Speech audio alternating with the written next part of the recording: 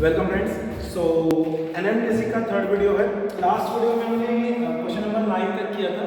सो इस वीडियो में हम नेक्स्ट 5 क्वेश्चन देखेंगे और एक क्वेश्चन लास्ट वीडियो में था, क्वेश्चन नंबर 5, वो मैंने इन बिटवीन करके छोड़ दिया था so that student can try that question and that question is really very very important. मतलब उसमें रियली कंसेप्ट लग रहा था, ठीक है, वो जेई लेवल पे काफ़ी यूज होता है, इसलिए मैंने इंटेंशनली उसको छोड़ा था।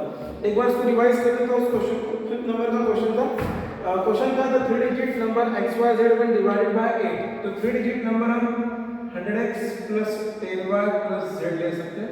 एक xyz 3 डिजिट नंबर है तो 100x plus 10y plus z ये हो गया डिविडेंड। हमारे पास एक रूल है dividend is equal to divisor into quotient plus remainder, उस रूल का यूज करेंगे हम। सो ये हो गया number when divided by 8, so divisor is 8। तो उस समय उन्होंने बोला था कि क्वोशिएंट जो रहेगा वो क्वोशिएंट है 2 digit number zx। So 2 digit number zx होगा 10z प्लस x, ठीक है, 10z plus x and the remainder is y plus 1। ये हमारा एक रिलेशन आ रहा है और हमको नंबर xyz पूछा था, वो 3 डिजिट नंबर। देखो ये टिपिकल एनएमटीसी या प्री आरएमओ या जेई में जो आजकल चालू किया उन्होंने नंबर सिस्टम के क्वेश्चन एक्सपेक्ट कर सकते हो, बिकॉज यहाँ पे एक ही इक्वेशन है और 3 अननोन x y z, ठीक है। तो ये बहुत टिपिकल सा क्वेश्चन है और इस टाइप के क्वेश्चन एक्सपेक्ट करना ही करना है, मेंस में भी एडवांस में भी, ठीक है, उस लेवल पर। खास करके वो बच्चे जो सोच रहे हैं कि ये वीडियो सिर्फ मैथ्स से रिलेटेड है, तो फिजिक्स में भी नीट के बच्चे जो फिजिक्स का प्रिपरेशन कर रहे हैं उनके लिए भी, बिकॉज क्या होता है कि फिजिक्स में कुछ ऐसे क्वेश्चंस आते हैं जिसके कुछ इजी वे से हम आंसर निकाल सकते हैं अगर हमको ये बेसिक कंसेप्ट मालूम है, लेकिन बच्चों को नहीं मालूम रहता है, उसको एग्जैगरेट कर देते हैं और एग्जैगरेट करते करते इतनी ज़्यादा स्टेप हो जाती है कि वो हमारा टाइम कंज्यूम भी होता है और फाइनली कंफ्यूजन के कारण आंसर गलत आ जाता है, ठीक है। इसको अच्छे से वॉच करते हैं फिर से। सो 100x और 8x इधर आके हो जाएगा 92x, 10y और इधर प्लस y इधर आके हो जाएगा 9y और z माइनस 80z हो जाएगा माइनस 79z, इस टाइप से हो जाएगा, उधर 0 रख दिया, ठीक है। अब क्या करते हैं, किसी एक को एक साइड रखते हैं बाकी को दूसरी साइड। तो 9 थोड़ा सा छोटा है 9y कंपेयर टू ये दो कोएफिशिएंट, तो मैं 9y को इधर रखता हूँ और 79z माइनस 92x उधर डाल देते हैं। तो क्योंकि xyz 3 डिजिट नंबर है, मतलब xyz एक पॉजिटिव इंटीजर है, तो हम क्या करते हैं 9 से डिविजिबल है ऐसा बोल सकते हैं, तो समथिंग लाइक दिस, ठीक है ना। तो हम इसको रिराइट करते हैं 79 को हम लिख सकते हैं 72z प्लस 7z। ऐसा क्यों? बिकॉज 72 इसलिए लिखा 9 8 से 72 होता है, तो 72z परफेक्टली 9 से डिविजिबल है, जो बचा है उस पर हम काम करेंगे, ठीक है। वैसे ही इसको लिख सकते हैं 90x minus 2x, because 90 is divisible बनेगा और ये हो गया माइनस 92। तो जो हमारा था क्वेश्चन वो एज इट इज रहा, सिर्फ हमने उसको थोड़ा सा बाइफरकेट कर दिया। नो देखते हैं y इज इक्वल टू जो 9 से डिविजिबल है 72z माइनस 90x को एक साइड लेके 9 से डिवाइड कर दिया, मतलब ये कहानी पूरी 9 से डिविजिबल है, ठीक है, ये दिख ही रही है आपको। अब क्या कहानी बची है, plus 7z minus 2x upon 9। तो ये तो दिख नहीं रहा है कि 9 से डिविजिबल है, हमको इसको 9 से डिविजिबल बनाना है, ये कहानी क्लोज होगी, 9 से डिविजिबल है ही है, ठीक है। तो y इज इक्वल टू ये, अब इसमें हमको वेरियस पॉसिबिलिटीज चेक करनी पड़ेगी, ठीक है। क्वेश्चन में था कि हमको 3 डिजिट नंबर पता करना है, तो एक ऐसा केस लेते हैं जिसके अंदर 7z माइनस 2x की वैल्यू 9 का मल्टीपल है, ठीक है, 7z माइनस 2x की वैल्यू 9 का मल्टीपल है। तो जनरली यहाँ पे ट्रायल एंड एरर स्ट्रॉन्ग रहता है, ट्रायल एंड एरर मेथड आपको आनी चाहिए, ठीक है। तो मैं क्या करता हूँ 7z माइनस 2x है तो z की वैल्यू सपोज 5 लेता हूँ, ठीक है। तो 7 5 से कितना हो जाएगा 35 और x की वैल्यू लेता हूँ सपोज 35 है तो 9 3 से 27 होता है, तो 35 और 27 में 8 का डिफरेंस है, तो 2 4 से 8 x की वैल्यू 4 लेता हूँ, ठीक है। तो पॉसिबल है क्या 7 into 5 35 35 minus 2 4 से 8 35 minus 8 27 27 upon 9 3 27 upon 9 3, तो यहाँ पर मेरा 3 आ रहा है इसका आंसर, ठीक है। दैट्स इट, यही हमारी कहानी रहेगी, बिकॉज ये तो 9 से डिविजिबल है, इसको 9 से डिविजिबल बनाने के लिए y की वैल्यू जो रहेगी वो 3 रहेगी। तो मेरा जो नंबर xyz था वो हो जाएगा x, ये y हो गया, सो 435, ठीक है। क्रॉस चेक करते हैं 435 हमारा आंसर करेक्ट है क्या, तो मैं पेन चेंज करता हूँ। तो एक 3 डिजिट का नंबर है 435, 8 से मल्टीप्लाई करते हैं, मतलब डिवाइड करने के बाद 10z प्लस x, तो 10z मतलब 10 5 से 50 प्लस 4 54, सो 54 8 से प्लस y क्या है 3 होना चाहिए। तो देखो 8 into 54 जो होता है वो हो रहा है 432 प्लस 432, ठीक है, परफेक्टली करेक्ट। सो इस तरह से ये क्वेश्चन मैंने लास्ट टाइम छोड़ा था स्टूडेंट के लिए। मुझे 2 स्टूडेंट ने करेक्ट आंसर दिए थे, 2 स्टूडेंट ने, एक्चुअली उनकी एनएमटीसी की क्लास हुई थी पहले, तो इसलिए उनको जम गया वो क्वेश्चन, बट बाकी लोगों का रिस्पांस ऐसा था कि नहीं जम रहा है, ठीक है। बट इस टाइप के क्वेश्चंस एक्सपेक्ट कर सकते हो। मैंने बताया था एक अननोन, एक इक्वेशन और ज्यादा अननोन है तो उसको डायपेंटाइन इक्वेशन बोलते हैं, और ये बहुत फेमस है। ये सिर्फ एनएमटीसी नहीं, आगे जाके कैट लेवल पर जो एग्जाम होती है, एनडीए लेवल पर जो एग्जाम होती है, एनएससी जेएस केवीपी है, वहां तक के इसके क्वेश्चंस आते हैं डायपेंटाइन के। आज के वीडियो में क्वेश्चन चालू करते हैं। ये क्वेश्चन, ये भी बहुत बढ़िया क्वेश्चन डिनोट कर रहा हूं मैं। एबीसी पॉजिटिव इंटीजर, ये छोटी-छोटी चीजों पे ध्यान रखना। पॉजिटिव इंटीजर है, each less than 50 such that a square minus b square is equal to 100c, the number of such triples a b c। ये बहुत बढ़िया क्वेश्चन है, ये एज्यूम करके चलो ये जेईई मेंस लेवल का क्वेश्चन है, ठीक है, बहुत बढ़िया क्वेश्चन है। जेईई मेंस का लेवल काफी नीचे उतर गया है 3 साल से 4 साल से, मैं बता रहा हूँ काफी समय से, 2019 से ये जेईई मेंस लेवल पे पूछा जा सकता क्वेश्चन है। ये एक्चुअली है क्वेश्चन जूनियर लेवल एनएमटीसी, जो कि 9th और 10th स्टैंडर्ड के बच्चों के लिए रहता है, ठीक है। इसलिए एनएमटीसी क्यों जरूरी है, क्या बोल रहे हैं वो, a square minus b square is equal to 100c है, ठीक है, और ये कंडीशन साथ में ध्यान रखना, each less than 50। तो देखो ये यहाँ से समझ में आने को ना, a square minus b square का एक फैक्टर 100 है, एक फैक्टर 100 है, एक फैक्टर 100 है का मतलब a स्क्वायर और b स्क्वायर के जो लास्ट के 2 डिजिट है उनके वो दोनों डिजिट सेम होने चाहिए, क्योंकि उन दोनों का जब डिफरेंस लूंगा, सपोज 432 माइनस 232, तभी तो आंसर 0 आएगा ना लास्ट के 2 डिजिट, और यहाँ पे 0 आना चाहिए, आंसर 100c है। तो इसका मतलब ये कंफर्म है कि लास्ट के 2 डिजिट जो है a स्क्वायर और b स्क्वायर के वो सेम होने चाहिए। अब लास्ट के 2 डिजिट सेम कौन से कंडीशन में होंगे, और a square minus b square के, और उसमें भी 100c है, और c इंटीजर है, a b c इंटीजर है, और 50 के नीचे 50 के नीचे, ठीक है, तो वो कौन से होंगे ध्यान देना, ये इंपॉर्टेंट चीज है। 49 होगा a और b होगा 1, चेक करो 49 का स्क्वायर कितना होता है, 49 का स्क्वायर होता है 2401 और 1 का स्क्वायर 1, इसको मैं 01 लिख सकता हूं, देखो लास्ट 2 डिजिट सेम है, चेक करो आंसर कितना आ रहा है 2400। क्या ये 100c के जितना है, 24 हो जाएगी c की वैल्यू, और 24 into 100 2400। तो समझ में आई ये कहानी। तो ऐसे कितने पेयर है, नंबर ऑफ सच ट्रिपल्स, ऐसे ट्रिपल्स कितने हैं, तो देखो जब हमने बोल दिया लास्ट के 2 डिजिट सेम होने चाहिए, तो c को चेक नहीं करना, c पॉजिटिव इंटीजर ही रहेगा। अब हमको सिर्फ चेक करना है ऐसे कितने पॉसिबल केसेस है, ये मैंने 1 पहले लिखा, b 1 रहेगा और a 49 रहेगा, फिर दूसरा ऐसा 248 है ना, 347 और 24 26, ठीक है, 24 26 ये लास्ट रहेगा। और कोई पॉसिबल पेयर है क्या, अगर हम देखते हैं और कोई पॉसिबल पेयर है क्या, इस सीरीज में एक पेयर यहां पर 15 के साथ 35 आएगा, 15 के साथ 35 आएगा एक पेयर, है ना, 1 2 3, हम क्या करेंगे, दोनों का एडिशन 50 आ रहा है, क्योंकि हमारी कंडीशन है कि ईच लेस देन 50, तो इनका एडिशन 50 आ रहा है, तो एक ये पेयर होगा, है ना, 15 और 35। एक बार क्रॉस चेक कर लेते हैं, 35 का स्क्वायर 1225 और 15 का स्क्वायर 225, तो लास्ट 3 डिजिट ही सेम होगा, तो क्या ही कहना है इसके, तो ये 0 0 0 1 1000, ठीक है। एक और पेयर इसमें ऐड कर सकते हैं, मतलब ये हो गए 24 पेयर, और एक और पेयर यहाँ मुझे दिख रहा है 15 और 25, एक बार चेक करते हैं, 25 का स्क्वायर 625, 15 का स्क्वायर 225, ठीक है, दोनों के बीच का डिफरेंस 400। आगे हमारा केस लास्ट 2 डिजिट 0 आने चाहिए, ठीक है।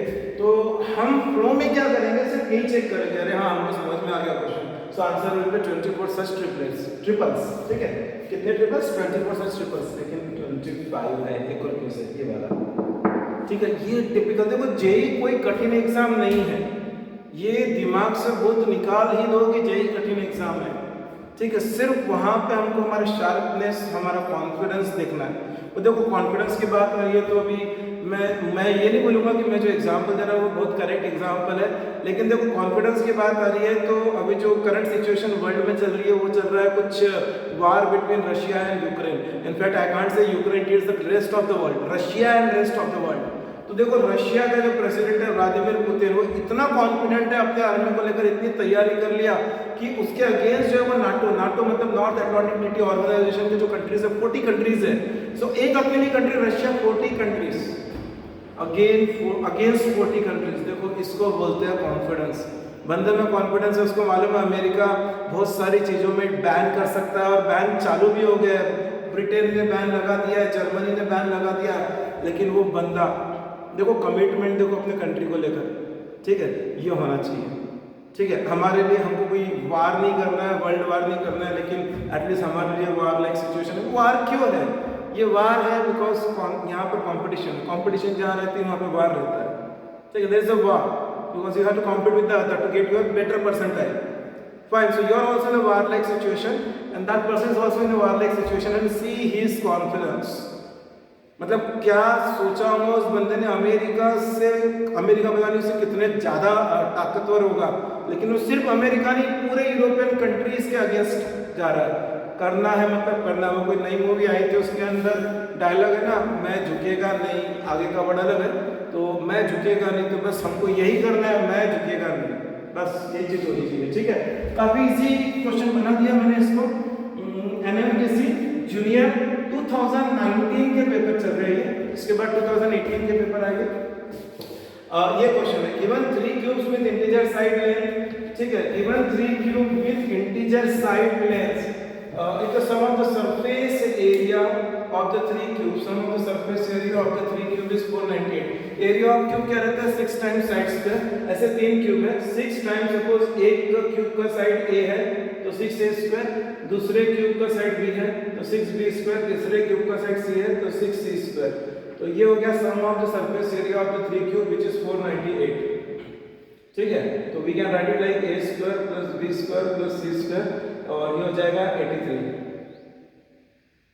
या 83। Now then the sum of the volumes of the cubes, again this question is a case of Diophantine equation। क्या बोल रहे हो? तो आप sum of the volumes of these cubes in all possible solution की sum उनके volume का सम। अब वॉल्यूम ऑफ क्यूब क्या होता है? a cube, b cube, c cube, ये 3 क्यूब के वॉल्यूम का सम और ऐसे सभी पॉसिबल सॉल्यूशंस का सम कितने पॉसिबल होंगे। अब टिपिकल डायफैंटाइन का केस हो गया। अब दिमाग लगाना है, देखो एक ऑड नंबर का स्क्वायर ऑड नंबर होता है, इवन नंबर का स्क्वायर इवन नंबर होता है। 3 नंबर है, उनका सम 83 आना चाहिए। 83 एक ऑड नंबर है, ये कब पॉसिबल हो सकता है?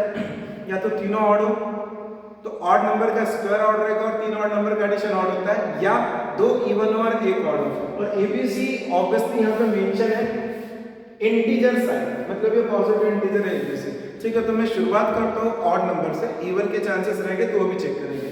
ठीक है, तो ऑड नंबर से A B C perfect square आने चाहिए। तो suppose I am not sure क्या होगा क्या, सपोज A7 लेते हैं तो 7 का स्क्वायर हो जाएगा 49, B लेते हैं 3 तो वो हो जाएगा 9, so 49 प्लस 9 58 होता है। 58 और 83 का डिफरेंस कितना है? 25 परफेक्ट, तो C आ जाएगा 5। एक कैसे हो गया 7 3 5। ठीक है, ये परफेक्ट बैठ रहा हमारा। सो हम आंसर भी निकाल लेते हैं। हमको क्या पूछा उन्होंने? Sum of the cubes. So a cube का वॉल्यूम होता है साइड क्यूब। सो a का क्यूब 7 का क्यूब प्लस 3 का क्यूब प्लस 5 का cube.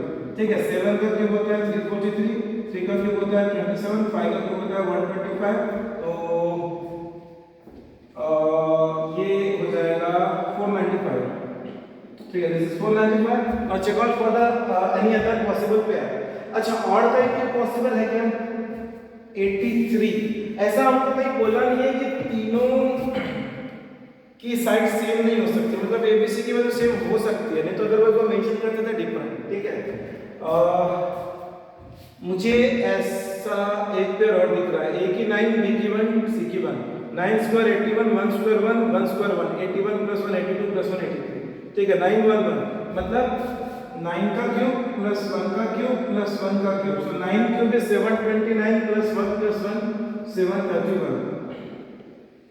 That is another case. ठीक है, अब 80 एक्चुअली मैं ये फटाफट क्यों ले पाया हूँ? इसलिए ले पाया हूँ बिकॉज मुझे क्लियर है कि सम 83 आना चाहिए।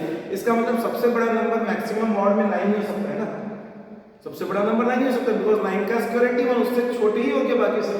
चलो ठीक है, 9 और 7 ले लिया, देखो सब ऑड नंबर है, ठीक है। और कोई पॉसिबिलिटी बनती है, 7 ले लिया, 7 के साथ और कोई पॉसिबिलिटी बनती, 5 तो लेंगे, बस हो गया।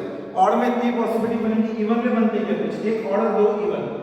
सो अगर मैं इवन में 8 लेता हूँ तो 64 और 19 बचेगा, 83 और 64 का डिफरेंस 19, किसी भी दो परफेक्ट स्क्वायर का एडिशन नहीं हो सकता है, ठीक है, नहीं होगा। उसके बाद में ना नहीं होगा, एक भी नहीं होगा। एक्चुअली एक ऑड, एक इवन दो ऑड कैसे नहीं बनेगा, because odd plus odd even होता है और इवन प्लस इवन इवन होगा, हमको तो ऑड चाहिए, तो 2 इवन और एक ऑड हो सकता है शायद, तो एक बार चेक करते हैं 2 इवन।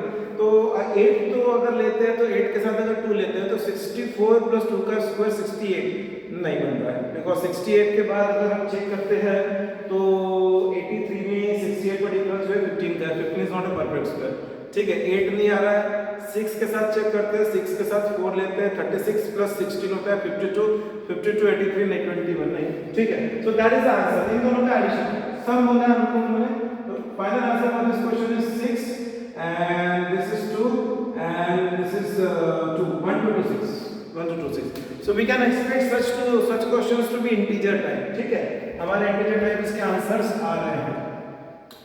देखो एनएमटीसी एग्जाम के बारे में वीडियो बनाने वाला हूं मैं, 30 क्वेश्चंस रहते हैं, तो 15 क्वेश्चन इंटीजर टाइप रहते हैं, फिल इन द ब्लैंक्स पे, और 15 एमसीक्यू रहते हैं। तो इंटीजर टाइप ऐसे के ऐसे क्वेश्चन जेई में आ चुके हैं, ठीक है। Next question is question number 12, वो बोल रहे हैं कि a suffix k is a sequence of integers with a1 equal to -2, a1 की वैल्यू -2 है और a की रिलेशन दिया है, ठीक है, ऐसा रिलेशन दिया है, ठीक है। For all positive integer m और n पॉजिटिव है, then the value of a है।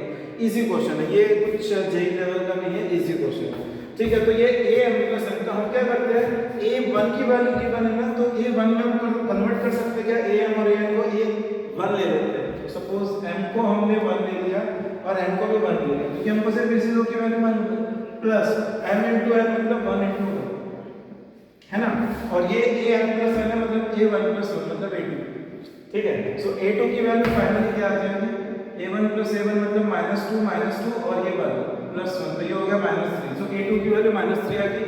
वैसे ही मैं सेम रूल लगा के a4 निकाल सकता हूँ, a2 plus 2 2 सा, ठीक है। तो ये हो जाएगा हमारा -3 प्लस 4, तो ये हो गया -2, ठीक है। अब दूसरा क्या रखेंगे, m को भी 4 और n को भी 4, तो वो डायरेक्ट मुझे a8 दे देगा और मुझे a8 ही पूछा है उन्होंने, ठीक है। तो a8 क्या हो जाएगा, a4 प्लस mn है ना, plus product mn, so product mn 4 सो 4 से 16, तो ये हो गया -4 प्लस 16 मतलब 12, सो a8 is 12, fine, a8 is 12, so your answer for this question is 12। तो ये कोई जेई लेवल का क्वेश्चन नहीं था, टिपिकल 9-10 स्टैंडर्ड के बच्चे आराम से डील कर सकते थे, ठीक है। फिर भी कुछ बच्चे इस टाइप के क्वेश्चन देख के डर जाते हैं।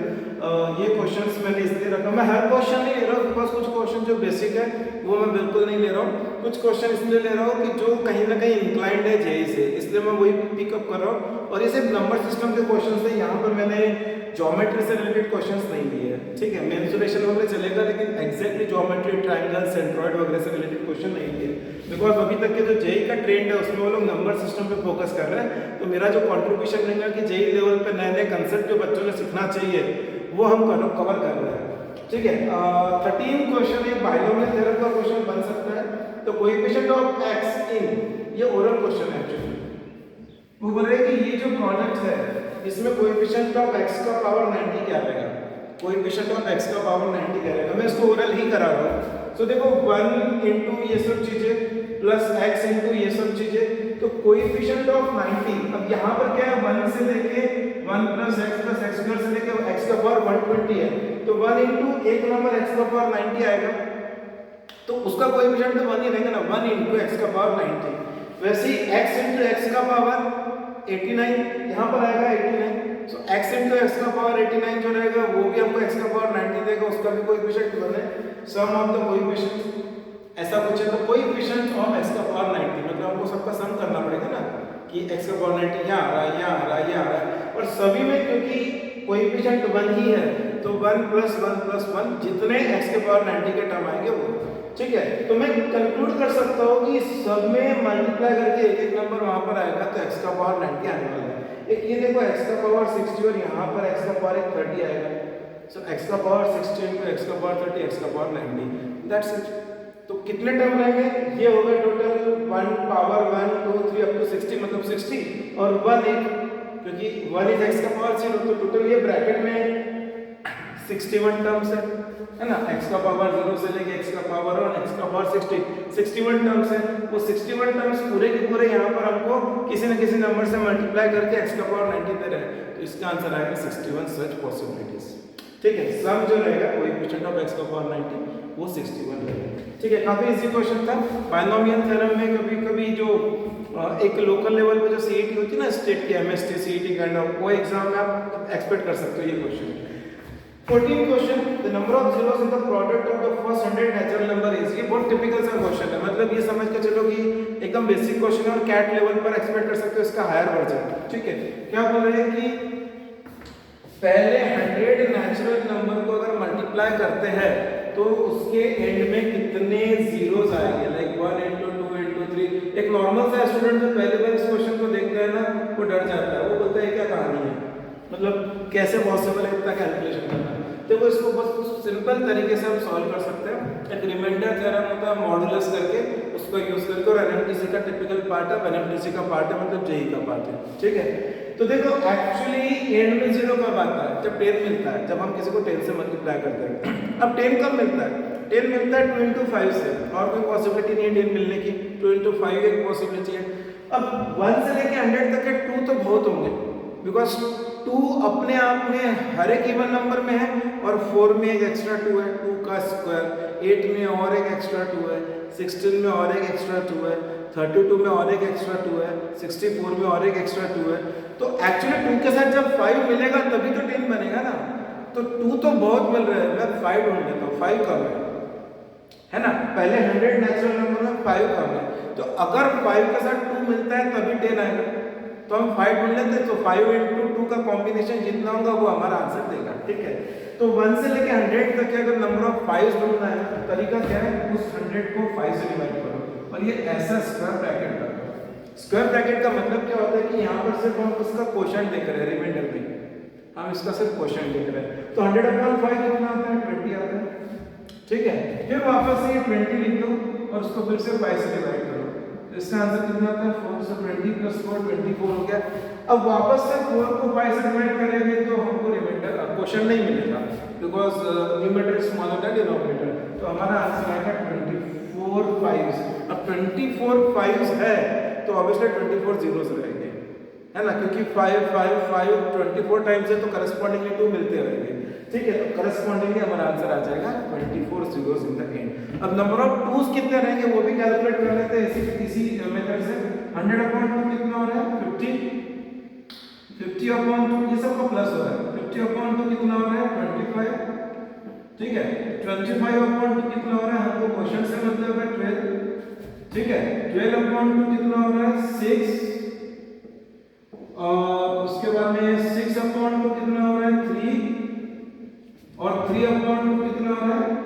1, बस हो गया, ठीक है। when we add this, 50 + 25 हो गया 75, 75 + 12 87, 87 + 6 93, 93 + 3 96 + 1 97 2s है, ठीक है। सो 1 2 3 4 मल्टीप्लिकेशन अप टू 100 में 97 2s है। अब मुझे बताओ 97 2s के सामने अगर 24 5s ही है तो ऑब्वियस सी बात है कि हमारे पास 24 जीरोस ही आएंगे, 2 5s का कॉम्बिनेशन, ठीक है। तो आंसर आएगा इसका 55 है। मुझे ऐसा लगता है कि यहाँ से हम थोड़ा सा लेवल बढ़ाएंगे एनएमटीसी का भी, बिकॉज मैं ये जो क्वेश्चंस ले रहा हूँ ना एनएमटीसी लेवल 1 के ले रहा हूँ, ठीक है। और हमारा जो मेन ऑब्जेक्टिव है कि इसको लिंक करके हम जेई पर जाए, इसको लिंक करके हम जेई पर जाए। कुछ प्री आरएमओ के भी क्वेश्चंस मैं कैरी फॉरवर्ड करूँगा आगे, तो उसको लेकर हम जेई पर जाए तो कुछ और क्वेश्चंस जो हम लेंगे उसका लेवल थोड़ा सा हाई है। Fine, thank you very much.